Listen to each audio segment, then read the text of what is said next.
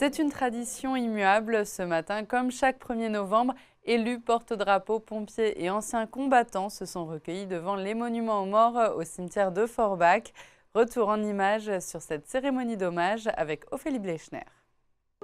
Chaque année, au moment de la Toussaint, les bénévoles du Souvenir français sont autorisés à quêter à l'entrée des cimetières pour recueillir des fonds destinés au fleurissement et à l'entretien des tombes de combattants morts pour la France. Je suis quelqu'un que je représente le Souvenir français. Aujourd'hui, c'est mon devoir d'être là, porter le drapeau, rendre cet honneur pour que les guerres, pour qu'on se rappelle qu'est-ce qui était derrière nous. Et je rappelle à tous, essayons de nous serrer les coudes, essayons de sauver notre France. La France, il nous appartient. Le 1er novembre, c'est aussi la journée du souvenir au cours de laquelle on honore tous les morts pour la France. À Forbach, la cérémonie se perpétue depuis la nuit des temps. Par sa présence, Claude Dulamont, sous-préfet, montre l'intérêt qu'elle porte aux souvenirs français et aux militaires morts au champ d'honneur. Il faut continuer à soutenir la mémoire parce que faire en sorte qu'ils ne soient pas morts pour rien, même si ça a été parfois difficile pour eux, mais il faut que la France se souvienne et puis surtout se souvienne pour toujours vanter la paix, l'intérêt de faire la paix et l'intérêt de nos jumelages et amitié avec l'Allemagne. Durant la cérémonie, c'est aussi l'occasion pour le président du Souvenir français, Éric Diligent, de rappeler comme chaque année que les comités du Souvenir français sont au service de la France et qu'ils veillent au devoir de mémoire. Il faut sauver toutes les tombes des combattants morts pour la France.